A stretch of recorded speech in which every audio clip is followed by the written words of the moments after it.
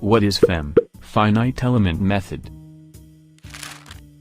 The finite element method FEM is a numerical technique used to perform finite element analysis of any complex shape and structure. FEM works based on the principle divide and rule. It transforms a physical system having infinite unknowns into small finite elements having a finite number of unknowns.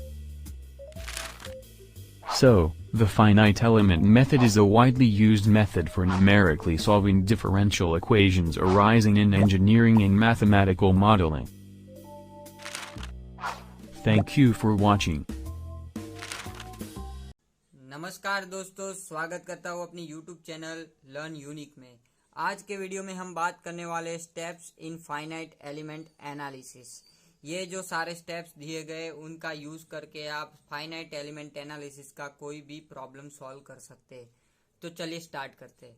तो दोस्तों, सबसे पहला step है identify the problem. सो उसमें क्या है, before starting the analysis it is very important to identify our problem और our system is. मतलब इसमें हमको पता होना चाहिए दोस्तों कि सबसे पहले हमारा प्रॉब्लम क्या है, हम कैसे प्रॉब्लम को सॉल्व करना चाहते हैं फाइनाइट एलिमेंट एनालिसिस के हेल्प से।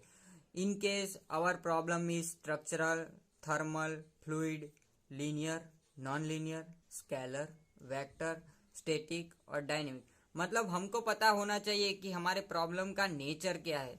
मतलब अगर बीम एलिमेंट है, ब्रिज है कोई, तो वो स्ट्रक्चरल है। अगर किसी में हीट का एनालिसिस करना है तो हमारा नेचर क्या होगा, प्रॉब्लम का थर्मल होगा। और अगर किसी में फ्लूइड का एनालिसिस करना है तो हमारे प्रॉब्लम का नेचर होगा फ्लूइड। इसी तरह से वो लीनियर हो सकता है, नॉन लीनियर हो सकता है, स्केलर हो सकता है, वेक्टर हो सकता है, एक्सेट्रा। तो दोस्तों, आशा करता हूँ आपको स्टेप 1 समझ आ गया होगा कि identification of the problem is a main function to start the finite element analysis. उसके बाद हम पहुंचेंगे स्टेप 2 पे, जिसमें होगा सिलेक्शन ऑफ एलिमेंट टाइप। ये भी एक इम्पोर्टेंट स्टेप है दोस्तों, कि जिसके हिसाब से हम फाइनाइट एलिमेंट एनालिसिस को इजी और एक्यूरेट बना सकते हैं। तो as per the nature of the problem और system we have to choose element type to divide the geometry in a small number of finite element. मतलब हमको ऐसे एलिमेंट टाइप चूज करना है जिससे हमारी जो जियोमेट्री होगी पर्टिकुलर प्रॉब्लम की, उसको हम small number of finite element में डिवाइड कर पाए। तो मैंने एक एग्जांपल दिया है इधर कि a beam element can not solve by considering 1D spar element because 1D element is only design for a axial displacement. So दोस्तों, ये क्या बोलना चाह रहा है कि हमारे पास सपोज कोई बीम एलिमेंट होगा, सपोज ऐसा कोई बीम एलिमेंट होगा, तो हम उसको 1D स्पार एलिमेंट से नहीं सॉल्व कर पाएंगे। क्यों दोस्तों? क्योंकि 1D स्पार एलिमेंट दोस्तों ओनली फॉर एक्सियल डिस्प्लेसमेंट, मतलब कोई एक्सिस पे डिस्प्लेसमेंट लग रहा है उसके लिए ही यूज में की लिया जाता है। तो अगर मैं बीम एलिमेंट के लिए 1D एलिमेंट चूज करूंगा तो मुझे प्रॉपर सॉल्यूशन नहीं मिलेगा दोस्तों। तो selection of element type depend upon geometry and degree of freedom of the system. Beam element में दोस्तों हमारे पास एक्सियल डिस्प्लेसमेंट है और एक बेंडिंग मोमेंट लगेगा, तो हमारे पास डिग्री ऑफ फ्रीडम हो गई 2, तो 1D एलिमेंट से उसको सॉल्व नहीं किया जा सकता। That is why selection of element type is important, और वो डिपेंड करता है जियोमेट्री पे और डिग्री ऑफ फ्रीडम पे। दोस्तों, अभी जानते हैं टाइप्स ऑफ एलिमेंट्स के बारे में। तो हमारे पास 3 तरह के टाइप्स ऑफ एलिमेंट्स है, 1D, 2D और 3D। 1D में क्या होता है दोस्तों कि 1D में 1 डिग्री ऑफ फ्रीडम होता है, इसलिए उसको 1D एलिमेंट बोलते हैं। जिसमें ये एग्जांपल दिया गया है कि 1 और 2 नोड है लेकिन उसका डिग्री ऑफ फ्रीडम एक ही है, क्योंकि ये एक्सियल डिस्प्लेसमेंट ही बताता है, इसलिए इसको बोलेंगे 1D एलिमेंट। लेकिन 2D में क्या होता है दोस्तों कि 2D में 2 डिग्री ऑफ फ्रीडम होता है, लेकिन इसमें भी 3 तरह के केस होते हैं कि सपोज कॉर्नर पॉइंट्स पे ही नोड है तो उसको बोलेंगे ट्रायंगुलर लीनियर 3 नोड फंक्शन। और अगर ऐसा ही ट्रायंगल है जिसके एंड्स पे भी नोड है और मीडिएट इंटरमीडिएट नोड भी है, तो इसको बोलेंगे ट्रायंगुलर 6 नोड, इसको बोलेंगे क्वाड्रेटिक शेप फंक्शन। और ऐसा ही ट्रायंगुलर के अलावा अगर रेक्टेंगुलर है तो quadrilateral four node 2D element ऐसा बोल सकते हैं। और 3D में भी क्या है दोस्तों कि टेट्राहेड्रॉन है, रेक्टेंगुलर प्रिज्म है, ये सब 3D एलिमेंट्स है। तो आशा करता हूँ आपको सेकंड स्टेप भी समझ में आ गया होगा। अभी देखते हैं दोस्तों स्टेप 3, वो क्या बता रहा है, डिस्क्रिटाइजेशन ऑफ अ डोमेन और a continuum. The process of dividing a geometry in a small finite element is known as a discretization और मेशिंग। तो स्टेप 3 क्या बोलना चाह रहा है दोस्तों कि ऐसा प्रोसेस जो हमारी जियोमेट्री को डिवाइड करता है स्मॉल फाइनाइट एलिमेंट्स में, उसको बोलेंगे डिस्क्रिटाइजेशन। मतलब दोस्तों हमारे पास कोई बॉडी है जिसके हम टुकड़े कर देते हैं, उसको बोलेंगे सिंपल टर्म्स में डिस्क्रिटाइजेशन और मैशिंग। तो एक एग्जांपल दिया हुआ है for 1D bar element. Suppose ये हमारे पास 1D बार एलिमेंट है जो हमारी एक्चुअल सिस्टम है, उसको मैंने 3 पार्ट में डिवाइड कर दिया जिसको बोलेंगे डिस्क्रिटाइजेशन। तो ये हमारी डिस्क्रिटाइज सिस्टम होगी।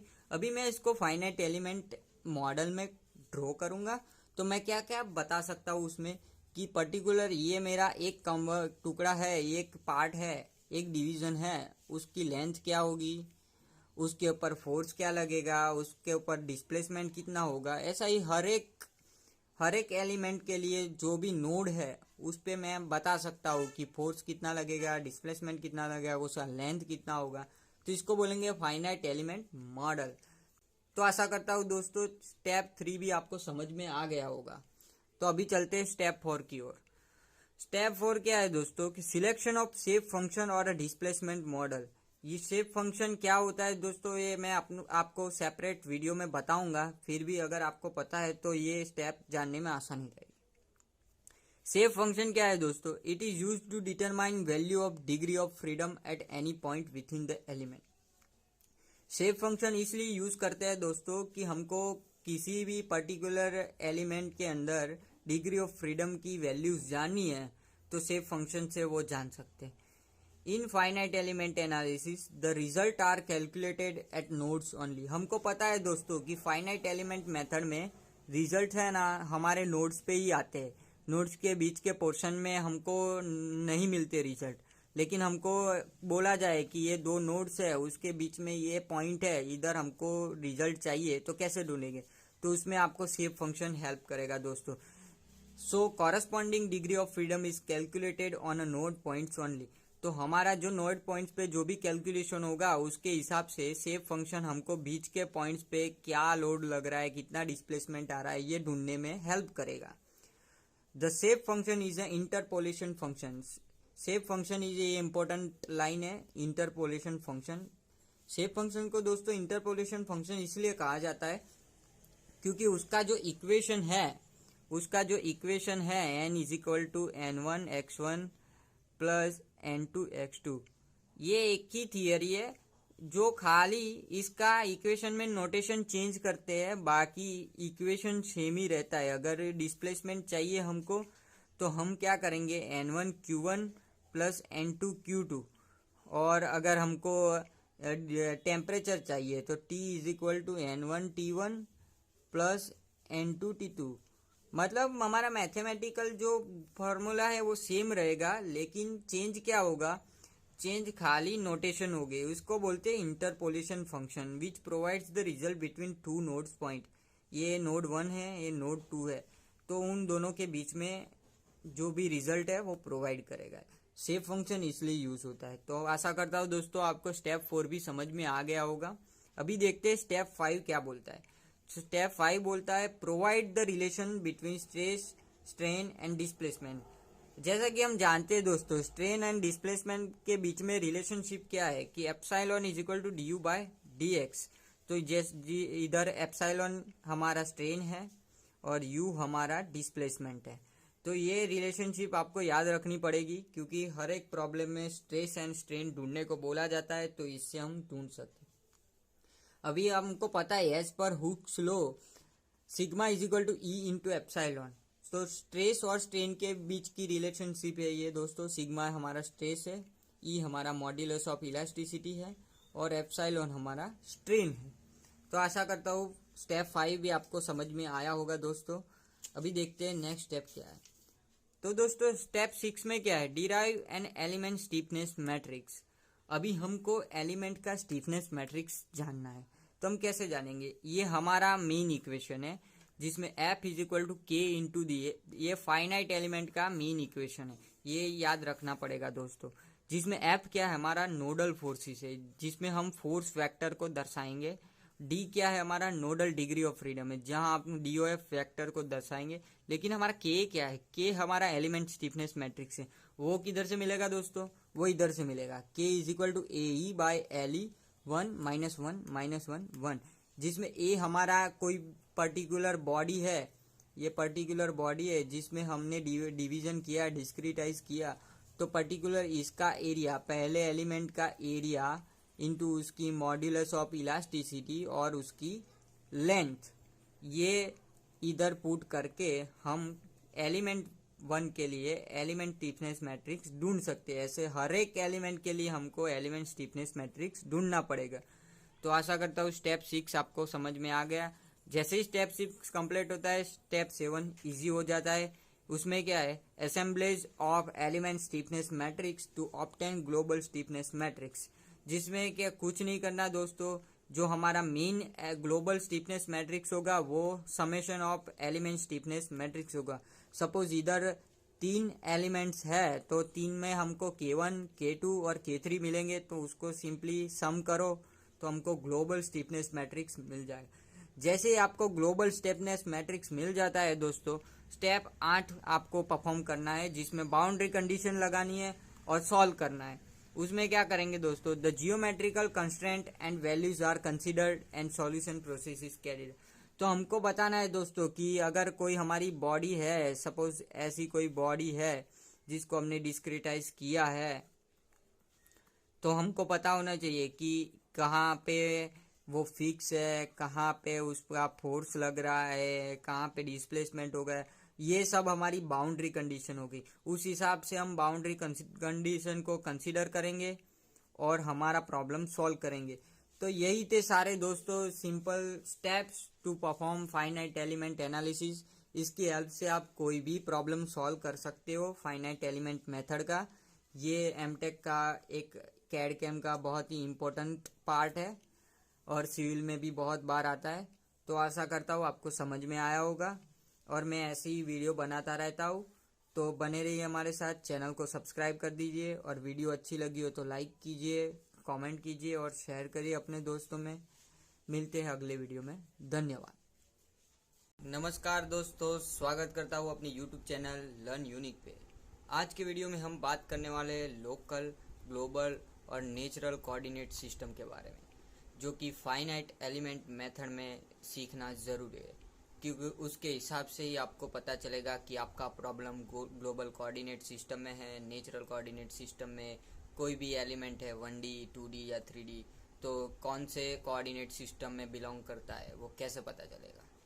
तो उसके ऊपर से आप एग्जाम्पल सॉल्व कर पाएंगे। तो चलिए शुरू करते हैं। तो सबसे पहले दोस्तों लोकल कोऑर्डिनेट सिस्टम को जानते हैं। तो लोकल कोऑर्डिनेट सिस्टम दोस्तों ये होता है कि it is depending on it's orientation of an element in structure और बॉडी। इसका मतलब ये होता है दोस्तों कि ये स्ट्रक्चर ओरिएंटेशन पे डिपेंड करता है लोकल कोऑर्डिनेट सिस्टम। तो एग्जांपल दिया हुआ है, इधर 2 केस दिया हुआ है। पहले केस में आपको दिख रहा है कि एक 1D एलिमेंट है जिसके 2 नोड है 1 और 2, और एक x डैश करके एक रेफरेंस लाइन दी हुई है, इसको बोलेंगे लोकल कोऑर्डिनेट सिस्टम। ये क्या होता है दोस्तों, ये ऑब्जेक्ट ओरिएंटेशन पे काम करता है। मतलब सपोज दूसरे केस में देख रहे हो आप कि हमारा जो ऑब्जेक्ट है ये 1D एलिमेंट है, इसने इसकी पोजीशन चेंज की तो x डैश की पोजीशन भी चेंज होगी, सेम नहीं रहेगी। तो इसका मतलब हम क्या बोल सकते हैं, it is an object oriented.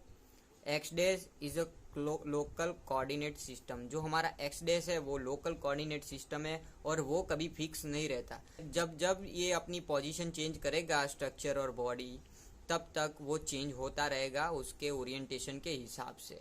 If the element change direction then x dash also changes. ये लास्ट लाइन यही बता रही है दोस्तों कि ये अपनी पोजीशन चेंज करेगा तो एक्स डैश की पोजीशन भी चेंज होगी। That is why it is object oriented coordinate system. Next देखते हैं दोस्तों ग्लोबल कोऑर्डिनेट सिस्टम क्या होता है।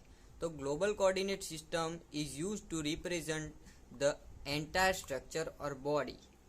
ये क्या बता रहा है दोस्तों कि ये यूज करा जाता है रिप्रेजेंट करने के लिए एंटायर स्ट्रक्चर और बॉडी। मीन्स ऐसे दो केस दिए हुए हमको एग्जाम्पल में।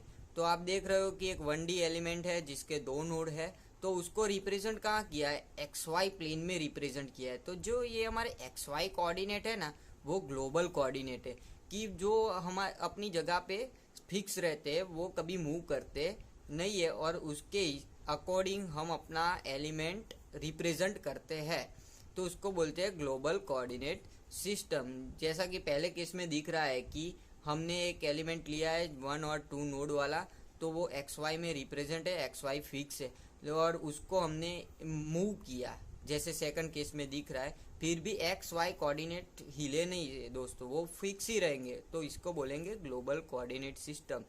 It is not an object oriented.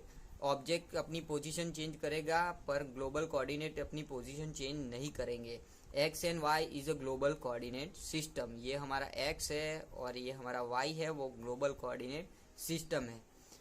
X Y is fixed. X और वाई हमारा फिक्स ही रहेगा ग्लोबल कोऑर्डिनेट सिस्टम के अंदर। If element change the direction X Y not change its position. Element अपनी डायरेक्शन चेंज करेगा, इधर से इधर करेगा, लेकिन एक्स एंड वाई अपनी पोजीशन चेंज नहीं करेंगे। इसको बोलेंगे ग्लोबल कोऑर्डिनेट सिस्टम। तो चलिए दोस्तों नेक्स्ट सीखते हैं नेचुरल कोऑर्डिनेट सिस्टम के बारे में। तो नेचुरल कोऑर्डिनेट सिस्टम क्या है दोस्तों? It is similar to local coordinate system. It is also object oriented coordinate system, but this system is dimensionless. Local coordinate system have some dimension, but natural coordinate system dimensionless होती है। इसमें क्या होता है दोस्तों? It is denoted by जाई। ये जो हमारा जाई है उसको बोलेंगे नेचुरल कोऑर्डिनेट सिस्टम। जो भी ऑब्जेक्ट ओरिएंटेड है, अगर ऑब्जेक्ट अपनी पोजीशन चेंज करेगा तो वो भी चेंज होगा, लेकिन ये डायमेंशनलेस प्रॉपर्टी है। That is why the value of जाई रेंज बिटवीन -1 to 1। ये जाई की जो वैल्यू होगी जो -1 से 1 के बीच में ही रहेगी। Magnitude never exceed it's unity, मतलब एक से ज़्यादा उसका मैग्नीट्यूड कभी होगा ही नहीं। Natural coordinate system change according to the element movement. जैसा कि मैंने बताया कि अगर ये मूवमेंट करेगा एलिमेंट, तो उसके साथ लोकल कोऑर्डिनेट और नेचुरल कोऑर्डिनेट दोनों ही मूव करेंगे। मतलब एक्स डैश फिक्स नहीं है, जाई फिक्स नहीं है नेचुरल कोऑर्डिनेट सिस्टम में। तो ये एग्जांपल दिया हुआ है दोस्तों कि जाई की वैल्यू नोड 1 पे -1 है और जाई की वैल्यू नोड 2 पे +1 है। तो यही है मैक्सिमम और मिनिमम वैल्यू। उसके आगे का कोई भी वैल्यू जाई का नहीं मिलेगा, क्योंकि ये यूनिटी तक ही जाएगा। इसको बोलते हैं natural coordinate system in finite element method. तो आशा करता हूँ दोस्तों आपको लोकल कोऑर्डिनेट, ग्लोबल कोऑर्डिनेट और नेचुरल कोऑर्डिनेट समझ में आ गया होगा। और अगली वीडियो में मैं आपको शेप फंक्शन के बारे में बताऊंगा। तो बने रहिए इस चैनल पे। चैनल को सब्सक्राइब कर दीजिए। वीडियो अच्छी लगी हो तो लाइक कीजिए, कमेंट कीजिए और अपने दोस्तों में शेयर कीजिए। धन्यवाद। नमस्कार दोस्तों, स्वागत करता हूँ अपनी यूट्यूब चैनल लर्न यूनिक पे। आज के वीडियो में हम बात करने वाले shape function in natural coordinate system for 1D bar element. तो चलिए स्टार्ट करते हैं। तो दोस्तों शेप फंक्शन यानी आपको पता ही है कि वो एक इंटरपोलेशन फंक्शन है जो दो नोड के ऊपर जो भी लोड डिस्प्लेसमेंट लगता है उसको कैलकुलेट करने में काम आता है। इसको बोलेंगे शेप फंक्शन। तो चलिए अभी हम जानते हैं कि shape function natural coordinate system में 1D बार एलिमेंट के लिए कैसे ढूंढते हैं। तो it is used to determine the value of degree of freedom at any point within the element. It is an interpolation function, जैसा मैंने पहले ही बता दिया। Let consider a linear distribution of displacement. हमने ये पहली फिगर में जो दिख रहा है कि ये दो नोड है, एक एलिमेंट है जिसके ऊपर लीनियर डिस्प्लेसमेंट हो रहा है। मतलब एक नोड पे जो डिस्प्लेसमेंट हो रहा है दूसरे नोड पे ऐसा डिस्प्लेसमेंट हो रहा है, तो इसको बोलते हैं हम लीनियर डिस्प्लेसमेंट। तो अभी लीनियर डिस्प्लेसमेंट के हिसाब से हमने दो केस लिए। इधर 2 नोड है तो हमारे पास 2 केस है, case A and case B. तो केस ए में क्या है कि हम नोड 1 को रिप्रेजेंट कर रहे हैं, केस बी में क्या है नोड 2 को रिप्रेजेंट कर रहे हैं। तो अभी हमको पता है कि नेचुरल कोऑर्डिनेट सिस्टम यानी जाई आएगा -1 से 1 के बीच में नेचुरल कोऑर्डिनेट सिस्टम में, क्योंकि ये डायमेंशन लेस क्वांटिटी है इसलिए जाई को इंट्रोड्यूस करते हैं। तो केस ए में क्या किया हमने कि हमने केस ए में नोड 1 के लिए इसको रिप्रेजेंट किया लीनियर डिस्प्लेसमेंट को। तो जाई की वैल्यू -1 होगी नोड 1 पे, जाई की वैल्यू +1 होगी नोड 2 पे, और बीच में जाई की वैल्यू 0 रहेगी, और जो भी लीनियर डिस्प्लेसमेंट आया हमने एज्यूम किया कि 1 है। ऐसे ही सिमिलरली बी केस में हमने नोड 2 पे लीनियर डिस्प्लेसमेंट 1 दिखाया। तो अभी linear shape function used for linear displacement, इधर लीनियर डिस्प्लेसमेंट हो रहा है तो हमने क्या किया कि लीनियर शेप फंक्शन यूज किया। We can find the linear shape function using line equation. अभी लीनियर डिस्प्लेसमेंट था इसलिए हमने लीनियर शेप फंक्शन यूज किया, और लीनियर शेप फंक्शन फाइंड करने के लिए हमको लाइन का इक्वेशन यूज करना पड़ेगा, क्योंकि हमको डिस्प्लेसमेंट कैसे मिल रहा है in the form of line. That is Y हमने यूज किया लाइन का इक्वेशन y = mx + c। तो इस इक्वेशन में अभी हम पहला केस कंसिडर करते हैं कि फिगर ए में जैसा दिखाया है कि एक ट्राइंगल बन रहा है, तो हमको लाइन के इक्वेशन के हिसाब से m फाइंड करना है, स्लोप फाइंड करना है। तो first of all figure A के लिए हमने find the slope m find किया, तो m हमको मिला -1/2 पहली फिगर को देख के, ये हमारा स्लोप मिल गया। अभी स्लोप को हमने इस इक्वेशन में पुट किया तो इक्वेशन क्या बन गया, ये हमारा y है, जो y है ये हमारा y डायरेक्शन, वो तो n1 है तो हमने n1 लिखा, m हमारा -1/2 मिला, x की जगह पे तो जाई है तो जाई लिखा, और कुछ कांस्टेंट वैल्यू मिलेगी दोस्तों, तो इसको हमने इक्वेशन नंबर 2 नाम दे दिया।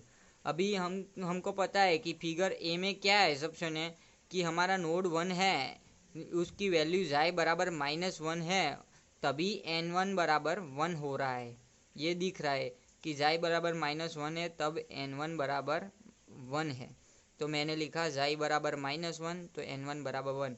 तो जाई और n1 की वैल्यू इक्वेशन 2 में पुट करेंगे तो क्या मिलेगा 1 -1/2 -1 + c, तो c की वैल्यू हमको मिली 1/2। तो इक्वेशन में अभी इक्वेशन 2 में c की वैल्यू डालेंगे इधर, तो हमारा इक्वेशन हो जाएगा n1 = 1 - जाई/2। तो ये क्या मिला दोस्तों, linear shape function for node 1, ये मिला हमको linear shape function for node 1। ऐसे ही सिमिलरली हम नोड 2 के लिए करेंगे।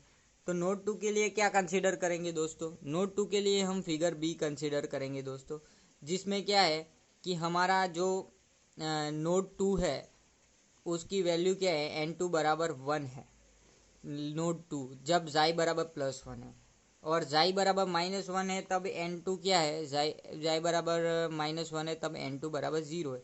तो सिमिलरली पहले उसके लिए स्लोप ढूंढेंगे, तो स्लोप ढूंढना हमने m = 1/2 मिला फिगर 2 के लिए, और हमने इक्वेशन में वैल्यूज पुट की, तो हमारा y डायरेक्शन में y = n2 है, तो n2 1/2 हमारा m है, और जाई तो जाई है +c, तो इक्वेशन 3 मिला। अभी मैंने क्या बोला कि जाई बराबर जब -1 होगा तब n2 तो 0 है, जाई बराबर +1 के लिए n2 1 है, पर जाई बराबर -1 के लिए n2 0 है, तो n2 = 0।